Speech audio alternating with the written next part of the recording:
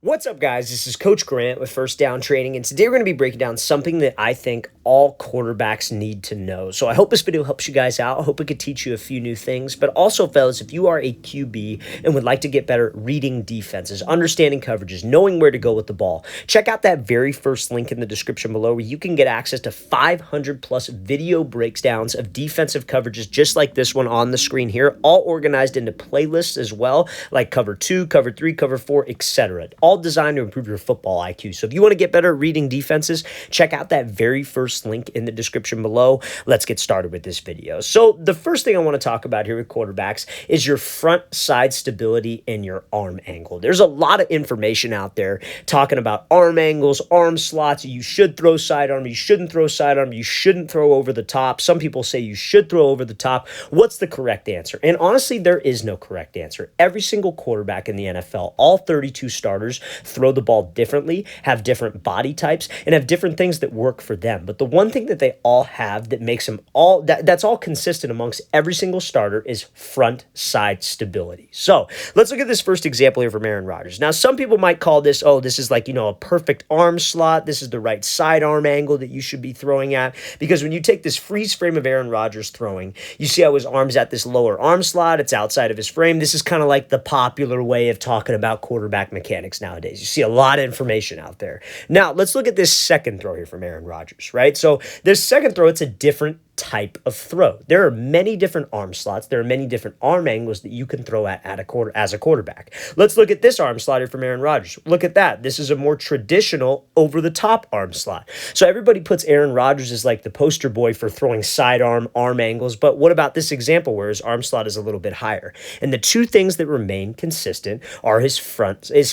side, where his hand is, where his elbow is, and where his shoulder is. And that's what I want you guys to understand today. So at the end of the day, why is your front side important? Because it allows you to get to a point of something called extension. Extension is when you release the ball and you physically extend your arm at the target. Now, why is extension important? Extension is important for spin, it's important for accuracy, and also it's important for more rotations on the ball, aka velocity. But you cannot get to that extension point without having a disciplined front side. So I'm going to break all of that down in Rodgers' motion, CJ Stroud's motion as we go through this video, but I want to show you this first example here. So now this example is from a kid who was at our camp in Cleveland, Ohio, right? And this is a sidearm throw that you do not want to have. And I'm not trying to put this kid on blast. He actually did a good job correcting this example, but I want to talk to you about the good and the bad of the low arm slot. So you see when he goes to throw, every single quarterback, you have an imaginary line that goes down the middle of your body called the midline, or it's more so not imaginary, your spine. Right? So you want to think, and I know it's weird to talk about your spine, how your spine is angled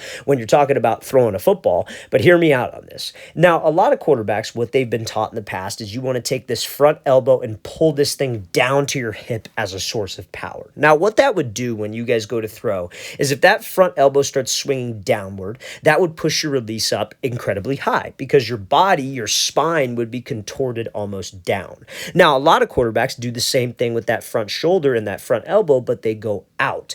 And that is what causes the arm to widen outside your frame, preventing that extension point. But a lot of people, when you talk about this, will say, oh, well, I thought sidearm was good. I see Patrick Mahomes do it. I see Aaron Rodgers do it. No. It's two different types of sidearms. There's a change in arm slot that's lower based on the type of throw. And then there's a flat out, I'm ripping across my body because my front shoulder is not disciplined and stable like we talked about. So you watch this quarterback when he lets go of this, I'm going to play this full speed. Watch how wild his front shoulder is. And you see how he finishes with his arm coming across his body. That's not necessarily an extension point. Let's talk about why. So when you guys go to throw, a lot of quarterbacks that don't have that stability in the front side, they rip open as a source of power. And when your shoulder rips this way, watch what happens to his head. His head dips, and you see where the arm is. The arm goes outside of the frame. His head is leaning, his shoulder is pulling, and his elbow is pulling, and that's pulling you off of that midline. That is almost contorting your spine to the left.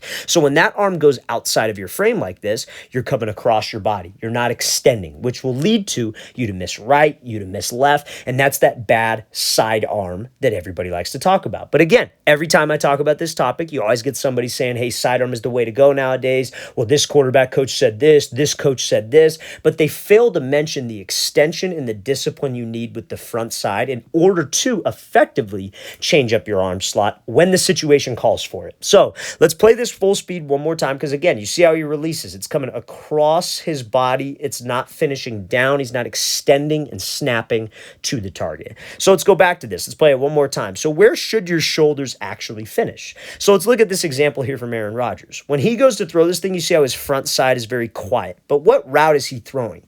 His feet are not set. His feet are set down the middle of the field, and he's throwing this like crossing concept from Garrett Wilson to his front side. So this is an off-platform throw. And chances are in a real game, he's probably going to be having to throw this around an offensive tackle, an offensive guard. Therefore, that's why he changes up the arm slot. This is not an arm slot that he lives at on every single throw. It is unrealistic to try to live at this arm slot when you have to throw a touch ball, when you have to throw a layered ball. It's different. There are many different arm slots. But like I said, it's all about having discipline in your front side and being able to extend at your release. So let's watch Aaron Rodgers release this thing here. So his shoulders rotate back, and let's look at the release point. His shoulder is not ripping open. His shoulder stays square. His hips stay square. His hand stays by his face. Remember, we talked about that midline. You want to try to stay on the midline the best you can. With the midline, you want to think rotation here, not rotation at your shoulders or your head. You want to keep that front shoulder stable. That hand should be up by your collarbone. The elbow should not be dipping.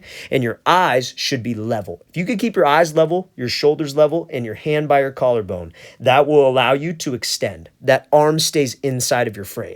But now imagine if Rodgers was dipping his head here, dipping his shoulder here, his elbow was swinging open. That arm would still have the wider slot or the lower slot. It would just be extended outside of his frame, preventing this extension point. See how he's able to snap and extend?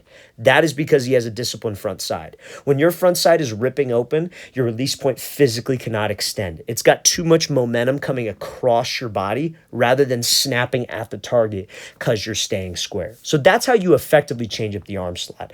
This is a good example of that lower arm slot throw, and that other one is a bad example of that lower arm slot throw. Now, like I said, a lot of people think that you should live at this arm slot, that should be how you throw the ball every single time. It's a faster way to extend. I disagree with that. I think that there are many different arm slots, and you see guys like watch Patrick Mahomes throw a deep ball. He ain't throwing sidearm. Watch him throw around his left tackle or around his left guard. He's throwing sidearm. It changes, fellas. It's a different type of throw. So let's look at this next example here from Aaron Rodgers, right? I'm going to play this full speed one more time. Again, great job being stable with the front side and great job extending, but it's for the different situation. So let's look at this throw now. Play action throw. He has time to set his feet. He's throwing a ball over the middle. Look at how much higher his arm slot is. He's still able to extend. This would be a throw where he's probably going to have to throw it over an offensive lineman, over a linebacker. So the arm slot is different. You do not need that low sidearm arm slot. You're going to throw it into the back of your tackle's head if that's going to be your arm slot on every single throw. I promise you that you will. So let's look at this example here. But watch what he does with his front side. So he goes to throw, weights back, shoulders rotate. Now on the finish of the throw, you see again, head, eyes stay level, hands up by the collarbone, his shoulders stay level, his hips stay level. He's still rotating effectively from his hips down that midline. He's still able to rotate. He's still able to stay square. Just now, his arm slot changes because it's a different type of throw. And what does he do? He extends. He's still able to extend because the eyes, the shoulder, and the hand all stayed stable. We need front side stability, fellas, to be consistent. Now, again, like we said, do you need to change up arm slot? No, I think you only need to change up arm slots on certain throws. So let's look at another quarterback, right? We're spending a lot of time on Aaron Rodgers. This is Shedeur Sanders here, top quarterback, Colorado. I'm sure everybody knows who he is. And this is a deep ball downfield, right? So he can sling it. A lot of people say the lower arm slot is a way to get more velocity on the ball. That's one of the dumbest things I've ever heard. So let's think about this, for example. So he's throwing a deep fade. This is an absolute shot. I'm going to slow this thing down, and we're going to look at his arm slot here. So deep throw, he's got to put some air on it. Where is his arm slot? Very, very high, right? So he's coming out. He's got his shoulders back. He releases the ball high. Eyes are staying level for the most part. Shoulders level for the most part. He's keeping the hands square. He finishes nice and square. It's all about extension, fellas. It's all about getting to this extension. And that comes from, again, being disciplined with the front side. But again, you see how his arm slot is not low. He's not throwing a deep ball out here. He's got this ball coming more traditionally like over the top. Now, again, does it need to be traditionally over the top? No. But I'm showing this to show you that every single passer, fellas, is different. There are not two quarterbacks that throw the exact same. You could try to replicate somebody as much as you want, but what you should be looking for, like, because I'm assuming if you're watching this, you like studying film, you like looking at NFL quarterbacks because you're trying to learn something from it. You shouldn't try to replicate anybody. You need to find the mechanical efficiencies that the top guys, and that's and trust me, fellas, you could say what you want about NFL quarterbacks, like, oh, he sucks. That, like, dude, if you're in the NFL and you came out to a regular workout in a t-shirt and short setting, you would say that's the best quarterback you've ever seen with your own eyes, because that's how good those guys are. Just because they don't perform a 300 yards passing, 4 TDs on Sundays against the best competition ever, they are still top tier. And you want to look at what all of those guys do, what they all have in common. And it's not how their throwing motion is. It's not their arm slot. It's not how they release the ball. It's certain things like their hips, their base, their ability to stay stable with the front side. Those are the things that we want to look at. Let's look at this next example here. And this is from CJ Stroud. He's throwing a 5-yard out. This is not a deeper throw. This is not a layer ball. And I want you to pay attention to his arm slot. Very, very high release point, right? And again, I know the guys that he did his quarterback training with to get him ready for his pro day. Very, very smart quarterback coaches. Very, very talented at what they do. And look at his release point. Extremely high, but what does he have? Hand up by the collarbone, head is level, disciplined front shoulder, and it allows him to do what? Extend. Right, fellas? So again, people have different arm slots. Different arm slots, when you change it, it calls for the situation. You got to throw around somebody? Absolutely. You got to throw around into a window? Absolutely change the arm slot. But it's not the be-all, end-all. You guys have to understand a good sidearm and a bad sidearm, and why front side stability is the most important thing when it comes to extension in that release point.